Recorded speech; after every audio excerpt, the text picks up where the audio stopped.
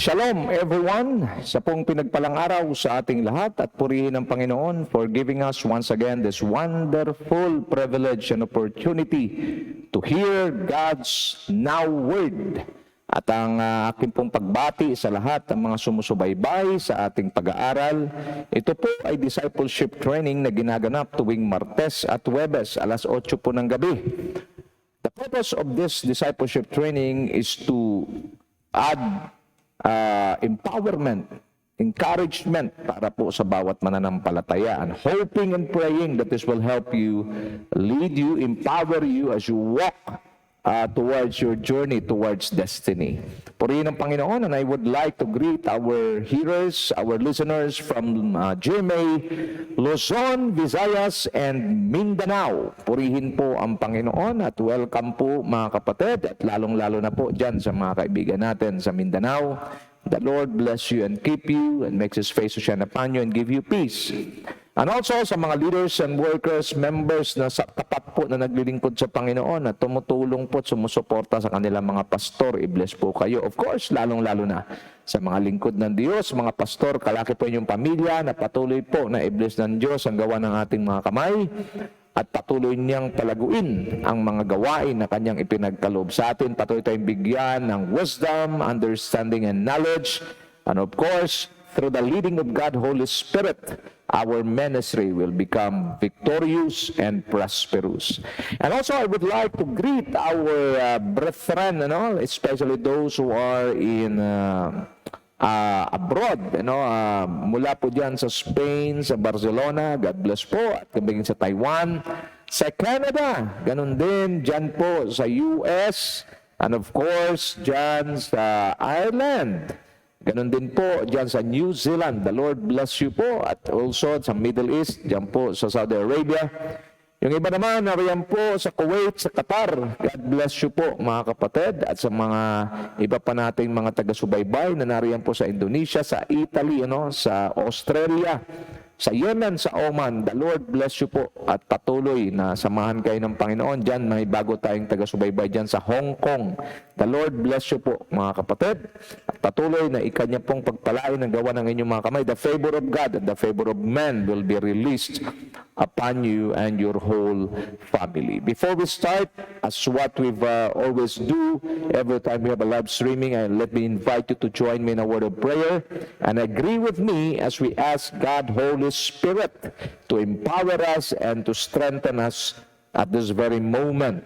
Father, we come to you today in the powerful name of our Lord and King Jesus Christ, asking for your divine leading and guidance, especially for your wisdom, knowledge, and understanding about the impartation of God's word that will going to happen at this very moment. We pray that you will continue to enlarge the capacity of our spirit, continue to create that longing of thirst and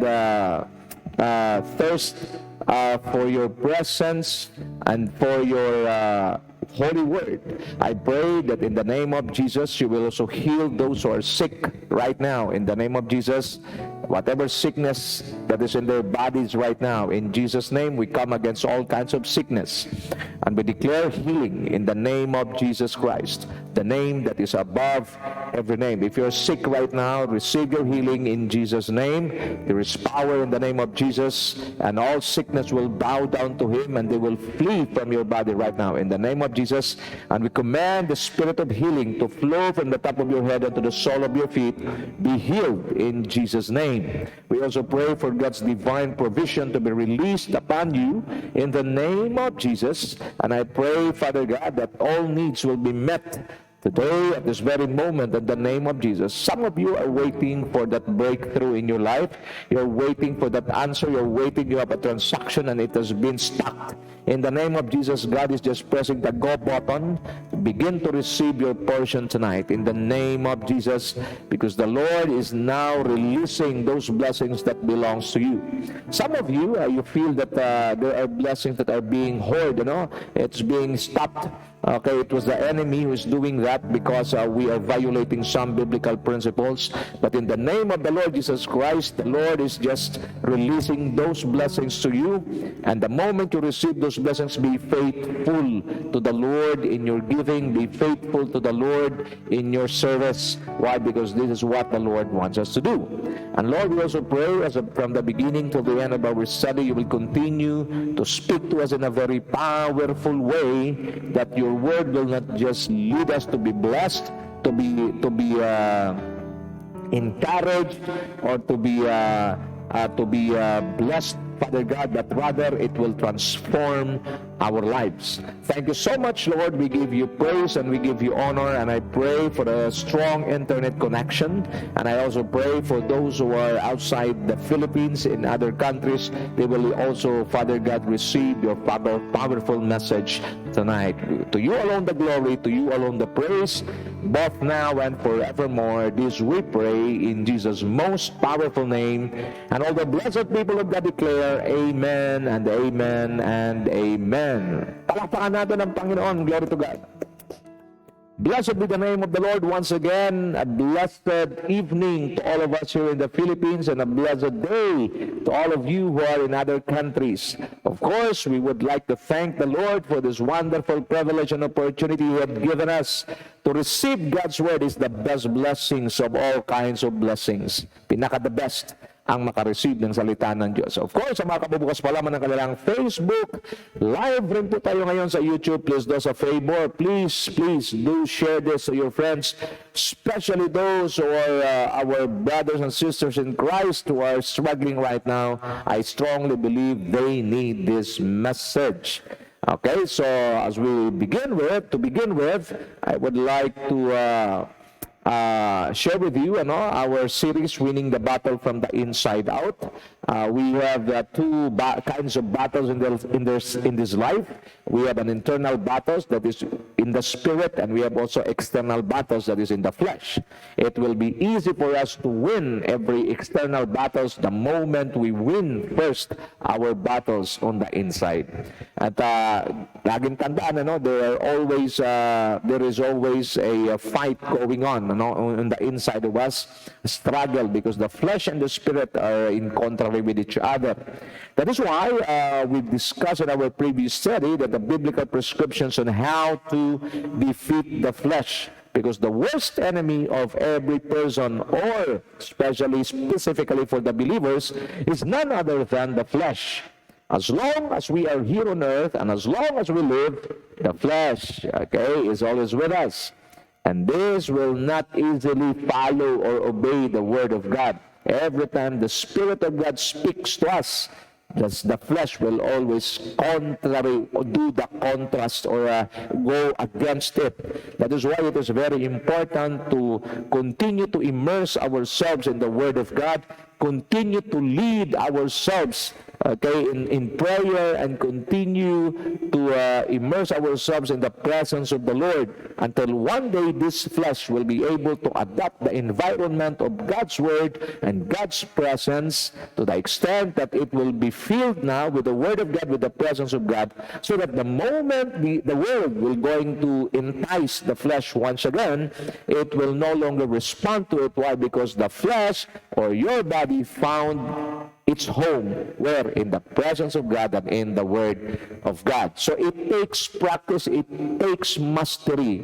Mga kapatid, kahit po dahan-dahan, basta papunta po palayo sa gawain ng laman.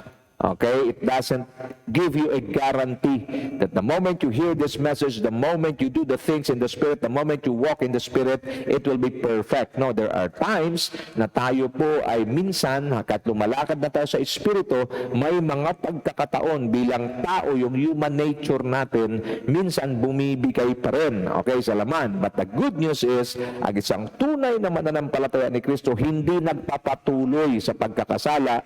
Rather, grabe ho ang conviction at grabe ho ang pagsisisi natin pag oras na tayo po ay nahulog doon sa pagkakasala, dahilan sa ating pagsang-ayon sa gusto ng laman. But again, I want to tell you this, hindi yan magpapatuloy because one day in the name of Jesus that the sin, okay, sin in the flesh will come to an end and the beginning and the spirit of righteousness will arise in the lives of every believers. Amen? So darating ang panahon na yon, the end of sin age and the beginning of the age of righteousness. It will come to pass. Nagawa na po ng iba. For example, in the Bible, Noah. Sa buong kapaligiran ni Noah, lahat po ang sabi ng Bible sa Genesis chapter 6, what is inside the people's mind are none other than evil thoughts. Okay, they want to do evil. But look at Noah. Nag-iisa na lang siya. But he was able to preserve his holiness. The Bible says he was the only one remaining holy and acceptable in the eyes of God. So it doesn't guarantee, it doesn't mean that you are surrounded with, for example, people who do not know God or people who know God but still compromising their faith. It doesn't mean that they can influence you. The moment you make a decision, the moment you make a choice to stay pure, to stay holy and righteous before the presence of God by the grace of God, then you will never be contaminated. Nangyari na po ito kay Noah at ang Diyos ni Noah na pinaglilingkuran noon ay kasama at kaparehong Diyos natin pinaglilingkuran ngayon. So we need to make a decision. So our message tonight is putting our confidence in God alone. One prescription of the Bible, okay, one of the prescriptions of the Bible is putting our confidence in God alone. Why? Because if our confidence is in God, then we will begin to lose our confidence in the flesh. Let me repeat. If we put our confidence in God alone, then we lose confidence to the flesh. And that is a good thing. Why? Because every time the flesh will entice you, every time the flesh wants to make you to do something that is in violation to the Word of God, then your confidence is no longer in the flesh but in God, so it will be easy for you to follow, to walk, and to obey the Spirit of God. Okay? Putting our confidence in God is simply removing or losing our confidence in the flesh. Now, truth that we should know, the flesh only offers temporary and pleasure things. Pleasure and things. So anything that comes from the flesh are temporary. Let me read to you 1 John 2:17. The world and its desires pass away. So we discussed in our previous study that anything that belongs to the world, anything that belongs to the flesh, anything that accumulated through the flesh, all of those, even how good it is, even what kind of pleasure it brings you, laging tandaan, it's just temporary. But whoever does the will of God lives forever. Mga kapatid, ngayong gabi, very clear na kailangan natin gumawa ng desisyon. Mayroon lang po tayong iisang buhay. Saan natin ito i-spend? Sa eternity o sa temporary? May isa lang tayong buhay at ang lakas natin hindi po palakas ng palakas kundi pahina ng pahina habang lumilipas ang bawat araw. Saan mo gagamitin ang iyong lakas? Sa eternity, sa mga gawain ng Diyos, sa mga bagay patungkol sa Diyos, or sa laman na kung saan mauuwi lang sa kawalan? I strongly believe that tonight the Lord speaks to each one of us. We need to be certain. Ano ba talaga ang iyong priority? Why? Because many people, even believers, learn to compromise their faith for the sake of the things of this world and for the sake of giving their flesh a pleasure. Lahat ng yan will pass away. But whoever does the will of God, doing God's will is not easy. Why? Because you have an internal struggle against your flesh. But keep on moving. Yan ang sinabi ko kanina sa introduction natin, kahit mabagal, basta pasulong. Okay? Makakarating ka rin sa paruroonan mo. Pag nakita ng Diyos yung desire mo to you really want to walk in holiness and righteousness, you want to pursue Christ's likeness, then the grace of God will be released by God to you, because the accurate definition of grace is it is God's power and ability working in you for you to do what God wants you to do. It is God's power and ability working through you for you to become what God wants you to be. So the grace of God will be released upon us the moment we desire. It's all about your desire. you desire to follow Him, you make a decision, you choose to follow God, then God is more than willing. Sabi ko palagi, if you are willing to change, God is more than willing to change you. Truth that we should mindful of, we brought nothing in this world and we can take nothing when we leave this earth. 1 Timothy 6:7-8. For we brought nothing in this world and we can take nothing out of it. But if we have food and clothing, we will be content with that. Contentment is one of the crises that every person experienced in this world. Dapat clear sa atin yan kung ano po ang binigay sa atin ng Diyos. Humingi tayo sa Diyos, binigyan tayo ng Diyos. Kung hindi man ito ayon sa gusto natin, as long na mayroon tayong tinanggap mula sa Panginoon, at kung wala man, parehas lang yan. Why? Because God knows what He is doing. Ang pagiging kontento ay nakabase sa tunay na pagtitiwala mo sa Diyos. Because if you feel discontented, what will happen? You will seek for more. At ang mga tao na naghahanap ng mas marami pa, kanilang naniniglect kung anong meron na sila. Mga kapatid, palagi kong sinasabi, minsan po ito po yung nakakatawa, mahirap pong hanapin ang wala. Kaya nga po, wala eh. Hahanapin mo pa. Ito po ang hindi naintindihan ng maraming mga mananampalataya. Why? Because many people, even believers, look for nothing. Nothingness is very difficult to find. Nothing na nga eh.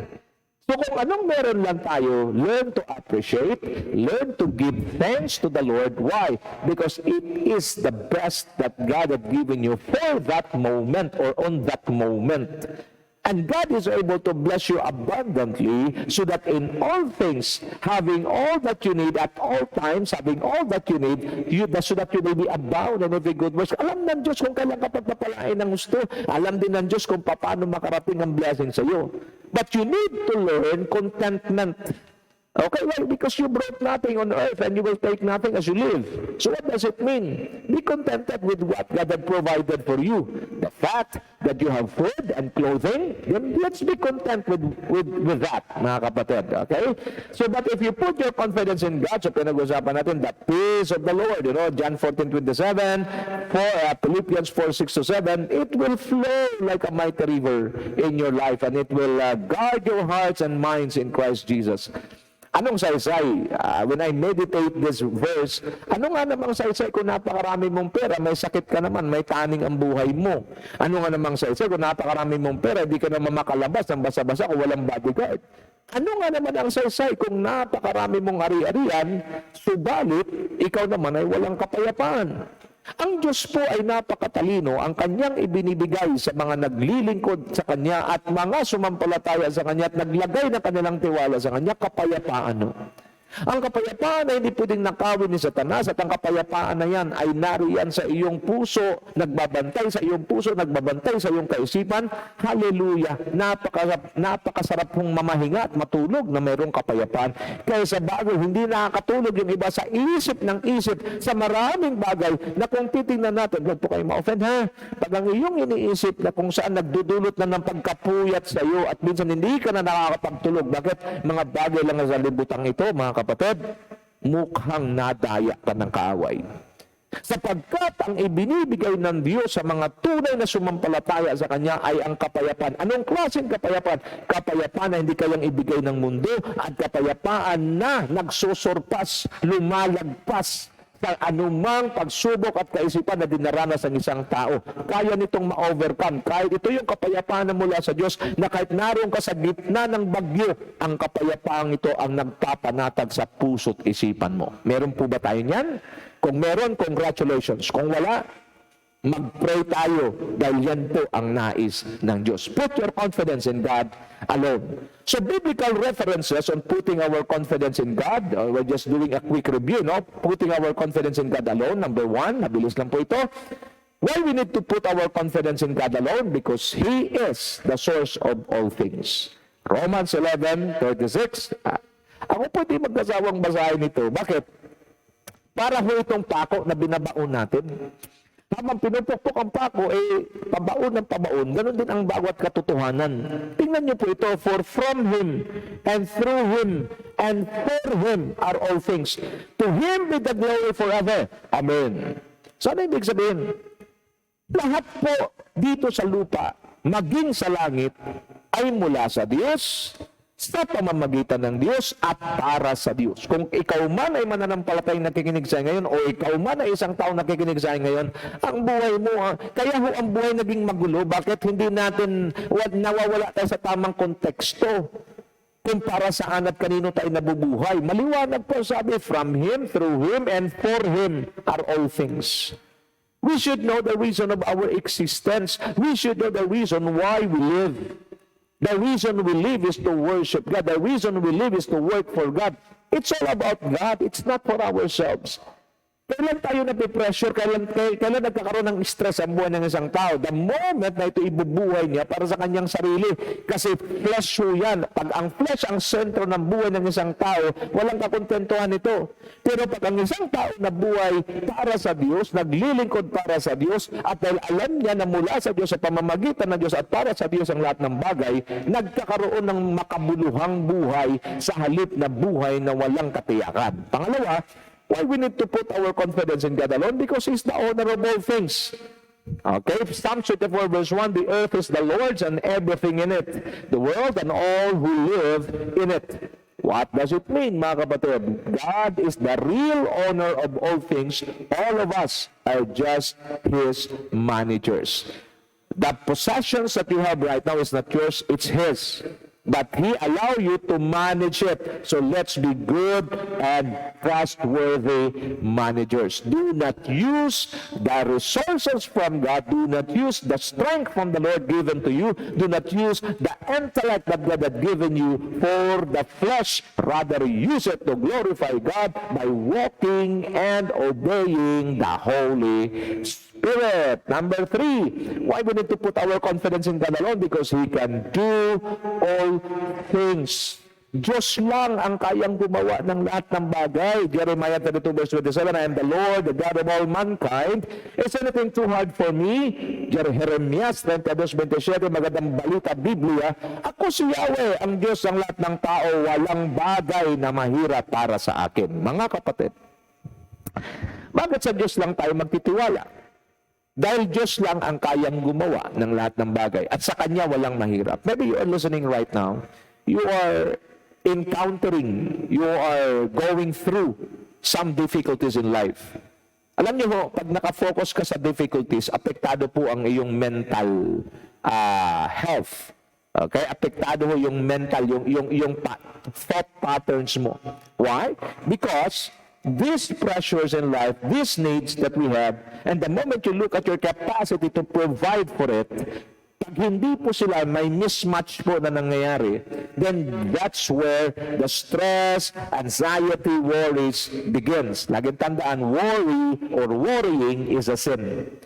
Because the moment a person worries, specifically a believer, the moment you worry, you are insulting God and you are reminding God, although you are not telling it directly, indirectly, sinasabi mo sa Kanya na you cannot solve my problem, you have no capacity to solve my problem. No. That is why it is very important, don't worry. Sabi ng Panginoon, do not worry. Kung inaalagaan ko ang mga ibon, how much more kayo? God, our Father in heaven, knows how to provide because nothing is too difficult for Him. That is why put your confidence in God alone. Number 3, why we need to put our confidence in God alone? Because all things are possible with Him. I raise my case, mga kapatid. Case closed na tayo. Matthew 19:26, New International Version, Jesus looked at them and said, with men in the flesh, this is impossible. If you trust a person, if you trust in the flesh, you will always encounter impossibilities. Kaya marami ho, pati mga doktor, mga professional, doktor na lang, pag-usapan natin, nag-aral ho yan ng 10 taon, nag-aral po yan ng mga nagiging espesyalista yan.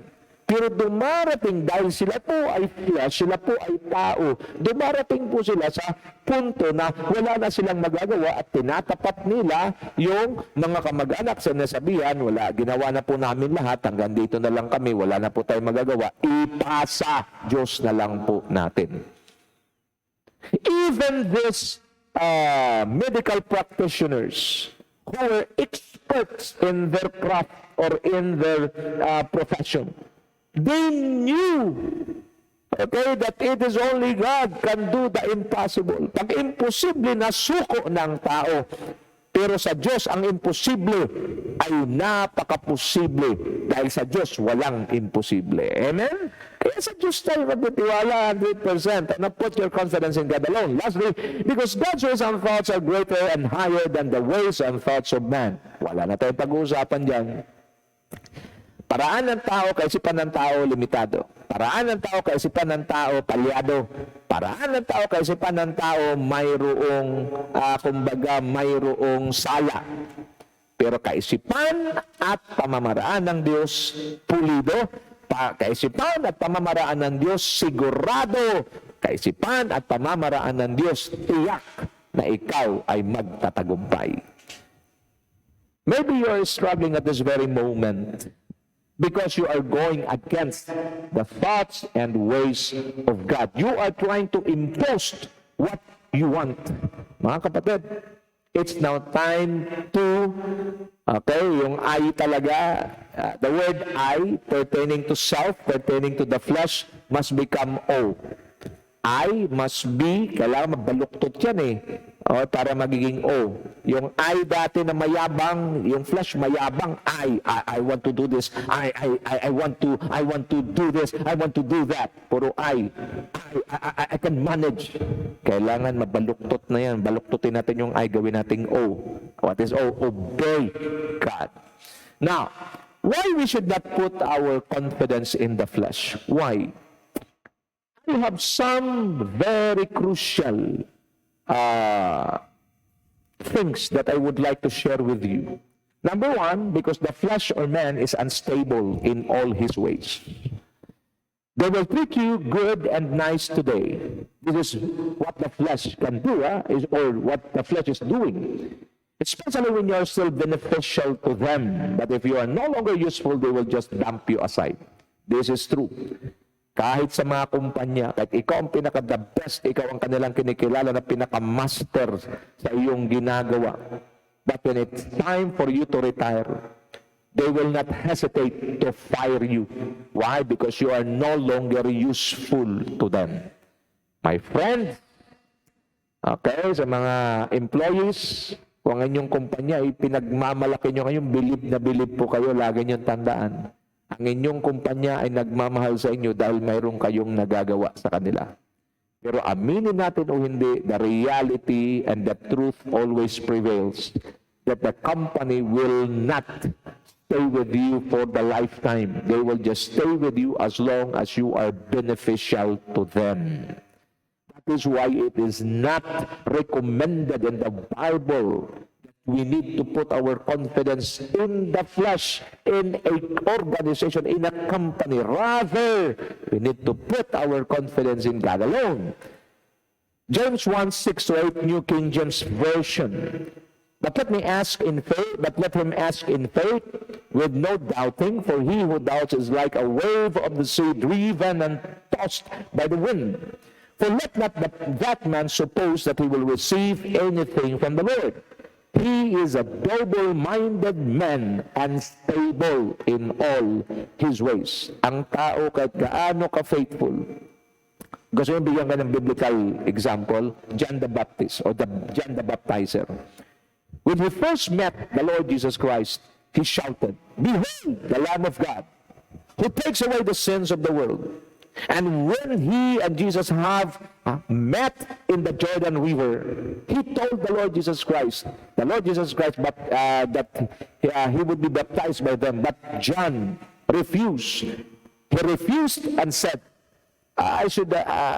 you should be the one to baptize me. Why? Because John knew that he is the Lamb of God, he is the Christ, the Savior of the world. But when John was imprisoned by Herod, mga kapatid, and then Jesus did not visit him, look at the flesh. He commanded his two disciples to ask Jesus, "Are you really the Christ?" See? Why? Because man is unstable in all his ways. Pwede na ng palataya siya ngayon, Pero pagdating ng ilang panahon, pag nasubukan ng kanyang pananampalataya at hindi sumang-ayon ang mga pagkakataon o pangyayari ayon sa gusto niya, anong kasunod?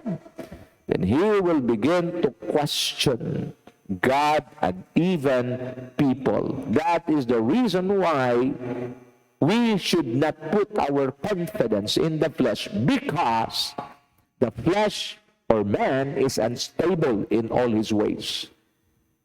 Ito po'y applicable sa lahat po ng klase ng mga tao, maging sa mga Kristiyano.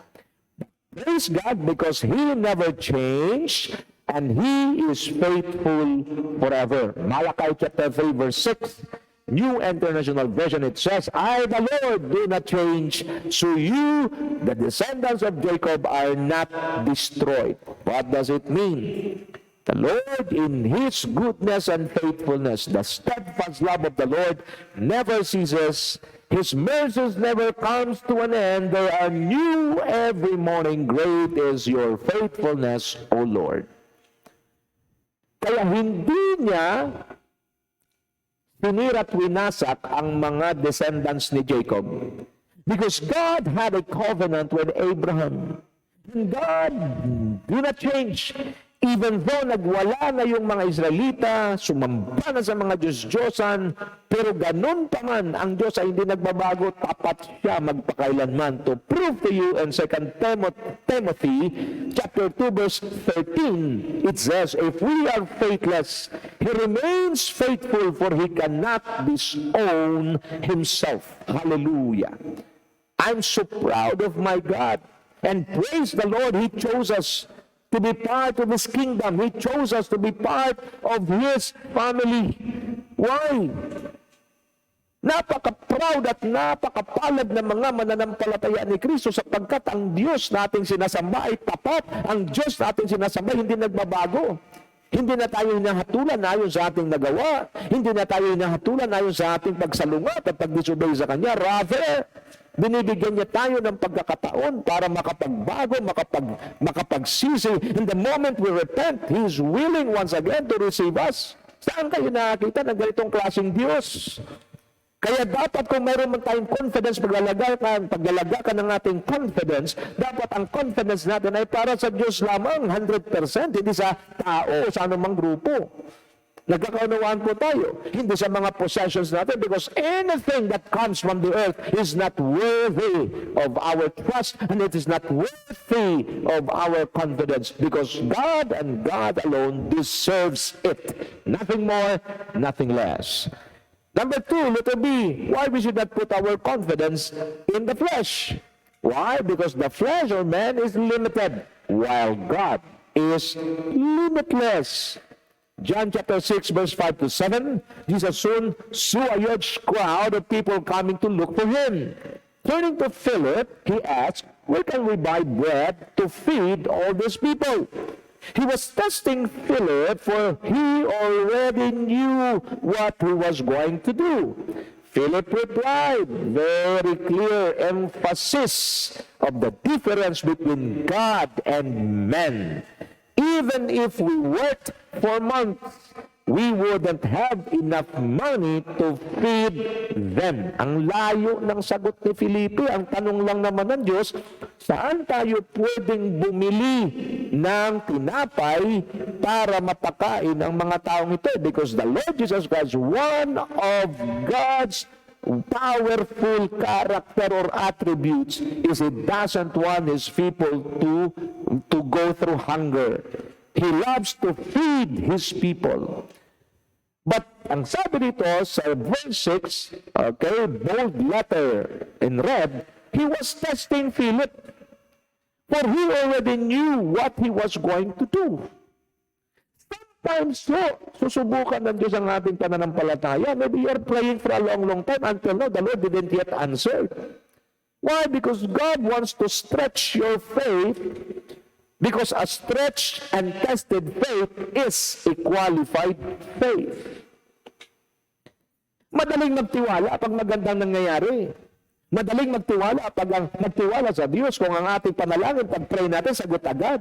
Madaling magtiwala kung mga bagay talagang pabor sa atin. Pero paano pag ang ating panalangin at ang ating inaasahan hindi naganap? Bagkus baliktad ang nangyayari. Will you still believe God? That is faith. Faith is believing in God even if you don't see what He is doing. I love what Catherine Coleman says. Faith is believing on things that you do not see. It's stop believing on things that you see, but start believing to see the things that are invisible. Mga kapatid, iba ho ang pamamaraan ng Diyos. Sinubukan niya si Felipe. Ano sagot ni Felipe? Abay Lord, kahit magtrabaho tayo ng ilang buwan, hindi natin mapapakain ng mga yan. Sa dami niyan. Ang tanong lang saan? Ang sagot niya, magtrabaho agad. Ang sagot mo agad, provision. Because Philip is looking at looking what they have. Madalas ganun tayo, Filipino ang tao Pag mayroong problema, tinitingnan kagad yung kanyang kakayahan. Kung ikaw'y mananampalataya, nakikinig ngayon, ang tingnan mo kung may problema at may pangailangan ka, wag ang kakayahan mo, wag ang kapasidad mo, tingnan mo ang kapasidad at kakayahan ng Diyos. Dahil ang kakayahan at kapasidad ng Diyos, higit palagi sa pangailangan mo. Amen? Palakpakan natin ang Diyos. That is why we need to put our confidence in God alone, not in man. Why? Because man is limited. The flesh is limited, while God is limitless. And God gave me this wonderful quotation that says, what an assurance we have in God, that we already have the answers to all our needs and solutions to all our problems. Do you have needs right now? Are you sick? God is able to heal you. Are you in need of finances? God is able to provide for you. Name it.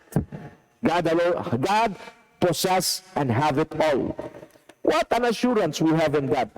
Every believer of Christ has an assurance from the Lord.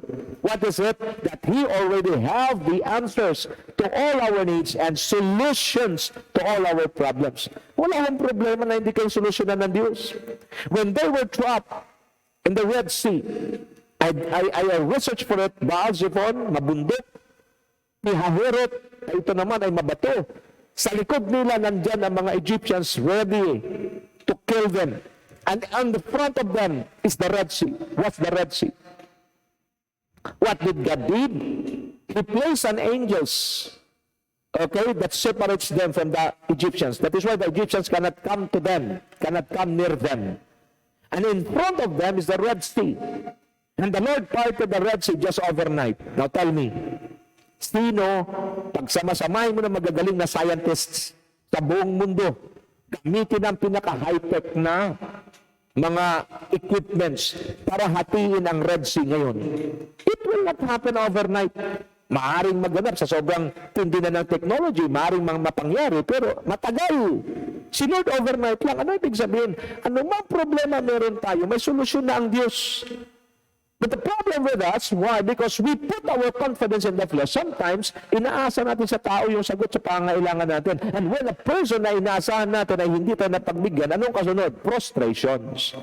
I'm just telling you this, mga kapatid, because in context with what we are studying, putting our confidence in God alone, sa Diyos hindi ka mapapahiya. You want me to give a scripture very clear, Romans 10:11. Those who put their confidence in God will never be put to shame. But those who put their confidence in man, surely they will be put to shame. That's it. Let God be true and every man a liar.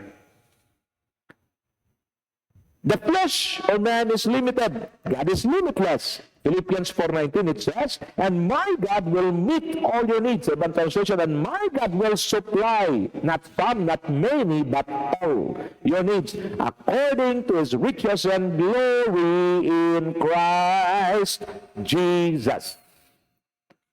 Ang supply na kayang ibigay ng tao, ganang pinag-aralan natin nakaraan, God can only provide you a portion of what He has.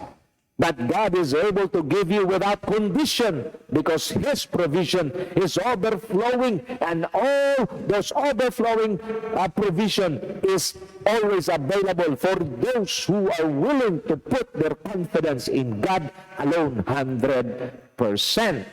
Letter C, the flesh is under the rulership and influence of the evil one. Nobody is perfect on earth, even the servants of the living God. Ito ang dapat nating maintindihan. That is why we put everything in context sa pag-aaral natin.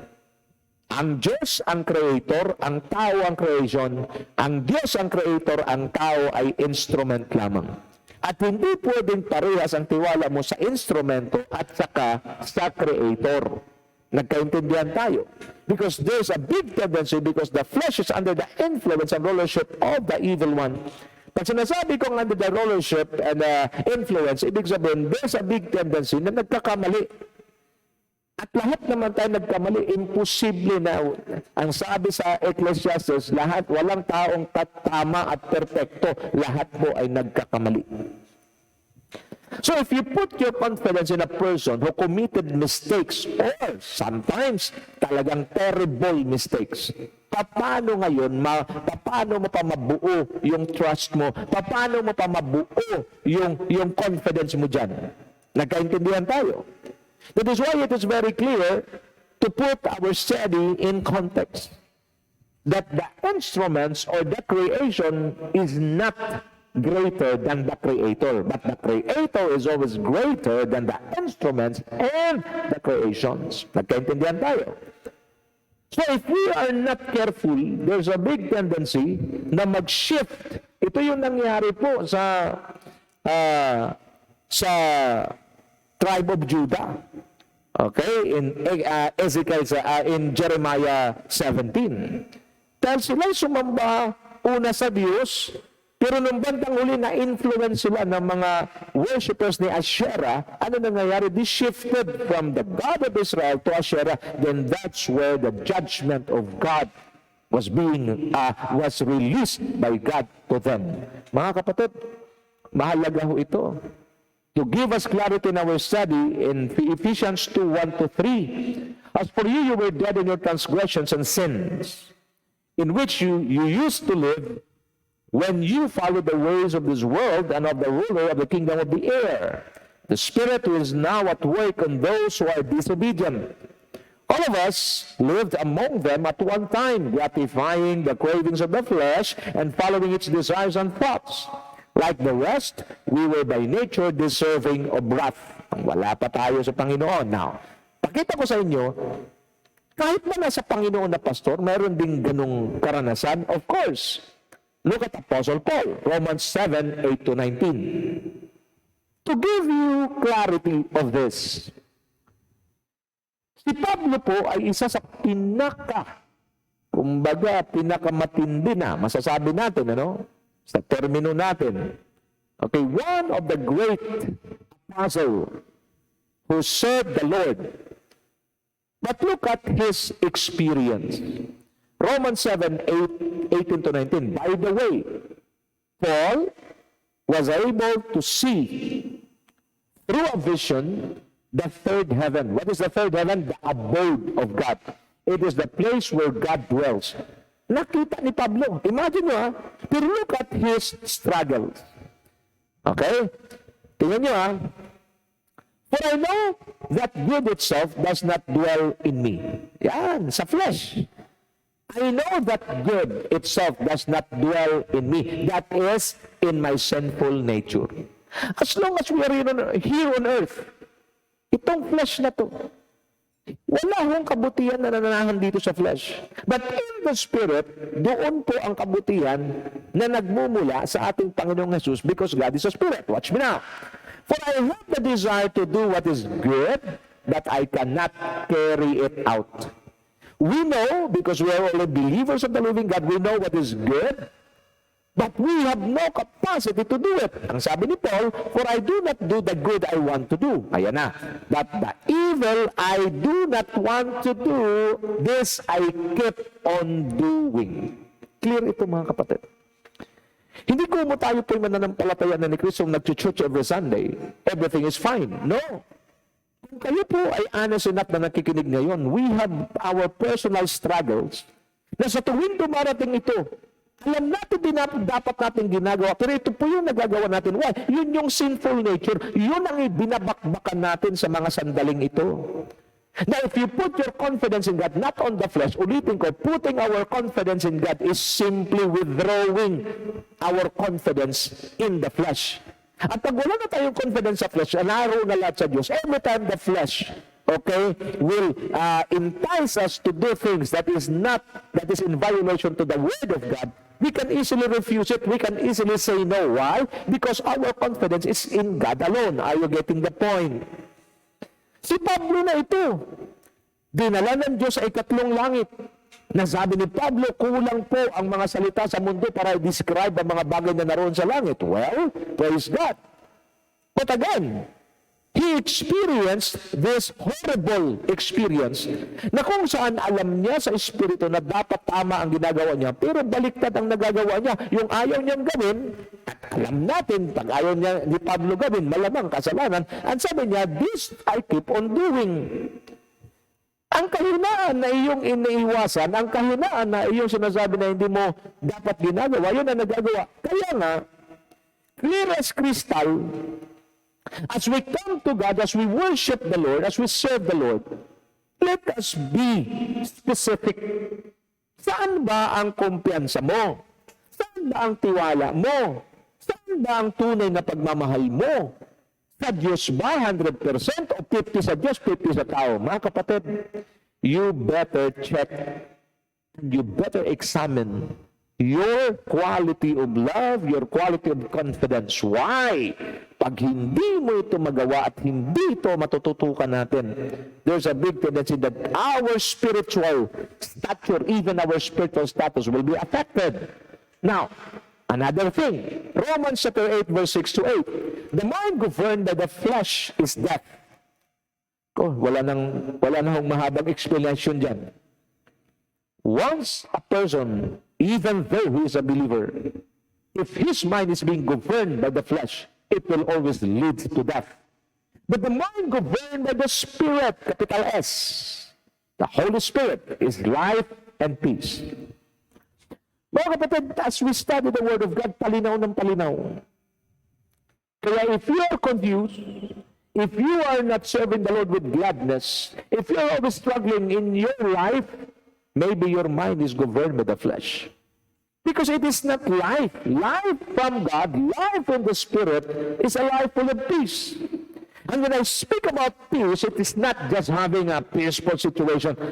Inclusive na ho dyan, yung mga pagsubok, included na po dyan yung mga problema sa mga bagay-bagay sa buhay nito.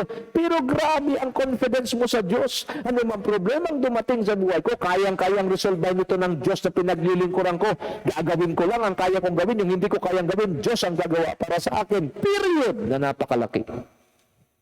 The mind governed by the flesh is hostile to God. It does not submit to God's law, nor can it do so. Those who are in the realm of the flesh cannot please God. Clear as crystal, if you put your confidence in the flesh or in man, then you will never please God. Rather, you will please man. Yan ang pinag-aralan natin. Sa ibang bansa, ang nangyayari, they are more committed to their leader rather than committed to the God of their leader. That is very dangerous. Sa ibang bansa, mga kapatid, makikita natin, hindi pwede ho. Kasi pag yung leader, pag yung flesh, yung tao, ang iyong uunahin at doon ang kumpiyansa mo nakasalalay, lalabas siya hong idol mo. Kasi ang Diyos lang ang karapat dapat na sambahin at paglagakan ng ating tiwala. Kung ito'y nailipat sa tao katulad ng ginawa ng taga-Juda kay Asherah, anong labas ni Asherah? Idol. Ganun din ang mangyayari sa mga tao na kung saan ang tiwala inilagak sa tao sa halip na ilagak sa Diyos 100%. If you put your confidence in God alone, He will empower you to do the things that He wants you to do. Philippians 2:13, it says, For it is good, for it is God who works in you to will and to act in order to fulfill His good purpose. Ang ating kumpiyansa ay sa Diyos lang, 100%. Totoo. Kikilos ang Diyos, gagawa ang Diyos sa buhay mo para ikaw ay magnasa at gumawa para matupad ang kanyang mabubuting layunin sa iyong buhay. Letter D, man or the flesh has an end, but God is eternal. Tapos. Saan mo ipuput? Saan mo ilalagay ang confidence mo? Where are you going to put your confidence? In man? Man has an end, while God is eternal. If you put your whole trust in the flesh or man, you're investing in a temporary and shakeable foundation, that when that person is gone, your hope also will perish together with that person. That is why many people can't move on in life, because they put their trust in a wrong foundation. Hebrews 9:27, very clear. New King James Version, it says, and as it is appointed for men to die once. Let me read it again. And as it is appointed for men to die once, but after this, the judgment. Another verse, Psalms 90, verse 5 and 6, New International Version. Yet you sweep people away in the sleep of death. They are like the new grass of the morning. In the morning, it springs up new, but by evening, it is dry and withered. Mga kapatid, ganda naman talaga ang buhay, di ba? Kita mo ngayon malakas, kita mo ngayon mahusay, kita mo ngayon magaling, kita mo ngayon talagang nagbo-bloom, parang bulaklak. Pagdating ng kinahapunan, makikita mo nalalanta at isang araw, mawawala. Ito po ang flesh. Ito po ang tao. Nawa, nagiging tunay at naunawaan natin ito. John 4:14, New Century Version, but you do not know what will happen tomorrow. James 4:14, but you do not know what will happen tomorrow. Your life is like a mist. Usok. Aso. You can see it for a short time, but then it goes away. This is the flesh. This is man. Man has an end, but God is eternal. Now look at God. What are the attributes of God? 1 Timothy 1:17. Are you ready? New International Version. Put your confidence in God alone, 100%. Why?